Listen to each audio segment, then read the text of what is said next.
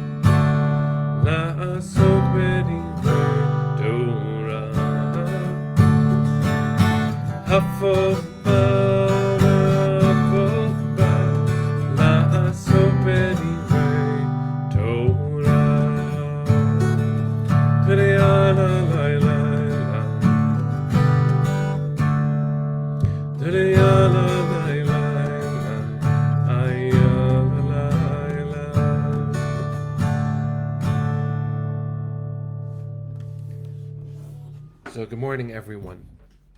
Right now, right outside the United Nations, there's a gathering of people, coalitions, together calling for Israeli women to be believed. And I want to make sure that we start our conversation today standing and learning in solidarity with that group. They are calling for the world, especially the United Nations, to correct what they have done, a grievous injustice, by denying the truth of Israeli women's experiences, and for those who need it, a trigger warning. In the aftermath of sexual assault and rape as a tool of war by Hamas on October 7th, documented by Hamas atrocities that I dare not name on this broadcast but must be named in halls of justice and by public officials, acknowledged especially by women's organizations from all over the world, who to date have not.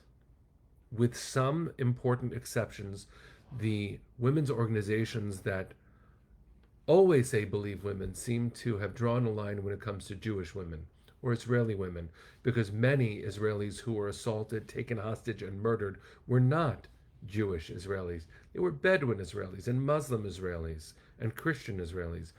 But it seems that specifically because of the Jewish state's suffering, some have turned a blind eye. And so, standing in solidarity with those gathering outside of the UN right now, we dedicate our learning to all of the women who were hurt. We see you. We acknowledge your pain. We will do our part in raising people's awarenesses and calling out their silence. We are here. We are your community. We are your sisters. We are your brothers. You are our family, and your pain matters. Your healing matters. We are with you. We are with you. And the silence of so many is unforgivable. Believe Israeli women.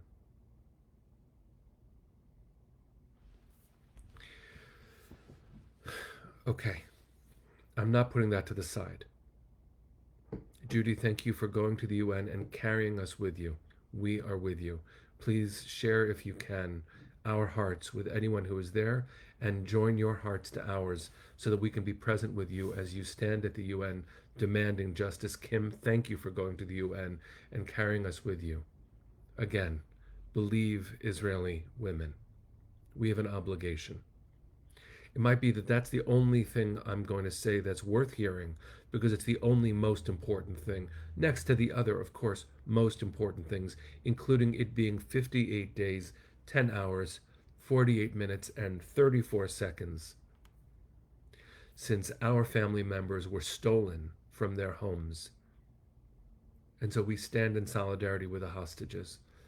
We stand in solidarity with women who have been hurt. We stand. We do not sit, and we will never be silent.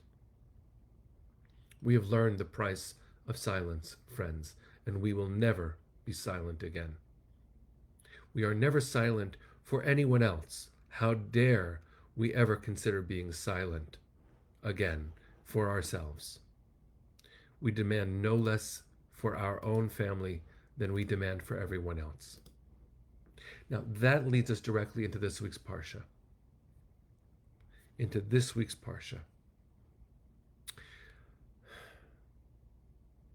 Think about our ancestors. It starts with the story of Jacob. And Jacob has been through so much already.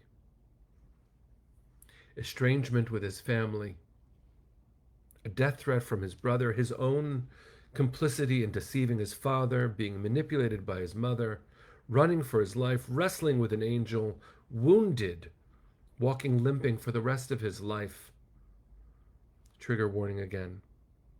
The rape of his daughter Dinah. The slaughter of the entire city of Shechem by his sons. Violence and loss and betrayal. So when this Parsha opens up with the words Vayeshev Yaakov be'eretz migurei aviv be'eretz Canaan, which roughly translates as Jacob was settled in the land where his ancestors had sojourned, the land of Canaan. It's so important for us to hear the nuance of the language here. And thank you for the corrections, friends. My conversation with Rabbi D from Israel is taking place tomorrow, not Wednesday. You know you're a real community when community members involved in a program offer some corrections mid-course. Thank you, friends. The verse says that Jacob sought to settle down in a land where his ancestors were only sojourners.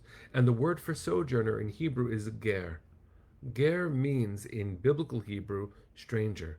Ki ger hayiti be'eretz nochriya. It says in the book of Exodus, I was a stranger in a strange land. Our ancestors sought to settle down, but they were strangers, even at home. I was just blessed earlier this morning to be in a conversation with many people, volunteers at UJA and professionals at UJA in Israel, who are working to bring wholeness and healing and integrity to our community in Israel, including Haredi Israelis and Arab Israelis, who themselves, in so many ways, are gerim, are considered outsiders on the inside. But what does it mean that Jacob sought to settle down? can you imagine what he's been through already? What his whole family, what we have been through? Of course he just wants to settle down. He wants to just be able to sit down and have some calm. My favorite Rashi in the entire Torah is on this verse. And he says, Rashi says, quoting other ancient midrashim, very interesting, that Jacob sought to settle down. And this is Rashi's comment, imposing language on God, actually. And God says in response to Jacob, really? Really? You think that's what a righteous life looks like? You lead a good life and you expect to have calm? That's not how it works. No, a righteous life is all about being disturbed when the world is disturbed, which is always. The calm happens in the world to come, not in this one. And so, friends, as we stand at the UN today, demanding dignity and support for the Israeli women who suffered sexual war crimes, violence against women, rape, as a weapon of war. We have to recognize, yes, we have been through so much, and I'm not only starting with October 7th, but I am especially starting with October 7th. And it didn't end, because even though Hanukkah begins this week, it still feels like October 7th. We are the children of Jacob. We are the children of Dinah. We are the children of our ancestors, spiritual descendants, one and all. Many in our community of learners are 9 o'clockers, as my wife has named us. Many of us are not Jewish. Many of us have fascinating stories. Sometimes we've become Jewish. Sometimes our Judaism has strengthened and ebbed and flowed. But in moments like this, we are one. All of us children of Jacob. All of us children of Dinah. All of us limping as Jacob did after his wrestling match. All of us wiser by the wound. Here we are, friends, wiser by the wound. And we cannot expect calm. We cannot expect what Jacob so desperately deserved, what Dinah so desperately deserved, what Israeli women so rightly deserve, what our family members who are still hostages so rightly deserve. We cannot expect calm. The world hasn't offered it, and we shouldn't expect it. We should fight for it, but we shouldn't expect it. Our work will be forever to establish safety, of course, for all people, compassion for all people, justice for all people. We always fight for all people. This is our moment for fighting for our people as children of Dinah, as children of Jacob, as descendants of those who walked wounded. It's our turn, friends. I hope that you will tune in to the meeting at the UN, which begins in 15 minutes. And I hope after that meeting is done, you will show up, you will call your elected officials, and you will say these simple words. It's been 58 days. Where is my family? 58 days. Where is my family? So I wish us strength in the face of a shaky world, because it makes sense that Jacob would want the calm. Justice and compassion does not really offer calm. When you feel those things in your hearts, you notice their absence in the world. The crimes against people's dignity. Jacob created this family. His wives, complicated as it is to say, Rachel and Leah, and his other wives, Bilhah and Zilpah, as complicated as it is to point to this, if it doesn't point to the multiplicity of experiences and how life was unfair then, continues to be unfair now, and our obligation is to fight for our family's safety and health. It is what we always do. It is humbling to be part of UJA's work in the world, to see my teammates, professionals and volunteers, try to change the world for the better by the raw determination of their souls, even and especially in the face of such disturbance. May we find strength. May one day our children's children know a little bit more calm and safety because of the work we do today. May our daughters remain safe.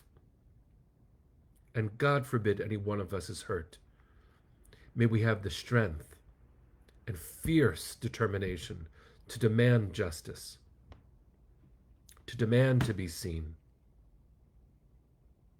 to demand to be seen and believed.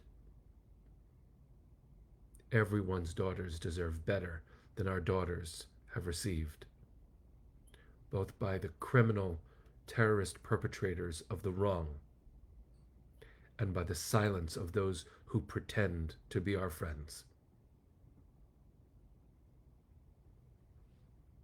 May we know better days, friends. May we fight and demand for better days, just as we fight for everyone to have a better day. This is the moment where we say we deserve no less. So say it with me, friends. Am Yisrael Chai. Say it again. Am Yisrael Chai. We sing this song, we sing Hatikva, because we know that the most important thing we can do is cultivate tikva, cultivate hope in our souls. The song says for 2,000 years we didn't give up hope. Well, if we didn't give it up for 2,000 years, we are not giving it up these last 58 days. Our descendants will be looking back and telling the history of these days. And I know you think I'm pointing to the big visible acts. How about this one? Hand on heart, choose hope today. Sadness may not be a choice we get to make, but hopelessness is a sin. So decide that you're going to do the mitzvah, the commandment of giving yourself the gift of hope, which will strengthen each of us to do the work we need to do in the world on behalf of our family and everyone's families. Anyone who challenges our humanity will have to face our very human eyes, where we remind them that we love them. It's the pain of not feeling their love that drives this kind of ferocious tribal love too. Choose hope, friends. Don't let your compassion fade. B'makom she'ein anashim hishtadel liot ish. In a place where people aren't being human, it is an obligation to be human. Hope. Hope is very human. On your screen, either up there, hi, Instagram, or over here, hello, Facebook, you see an Israeli flag. Let your heart open to its message of hope. Let's sing Hatikva, friends. Kolon balevav pnima nefesh Yehudi homia ulfatei mizrach kadima ayin letzion tzofia od lo avda tikvateinu hatikva bat shnot alpayim liot am chofshi be'artzeinu eretz Zion v'Yerushalayim liot am chofshi be'artzeinu eretz Zion v'Yerushalayim. Am Yisrael Chai. See you tomorrow.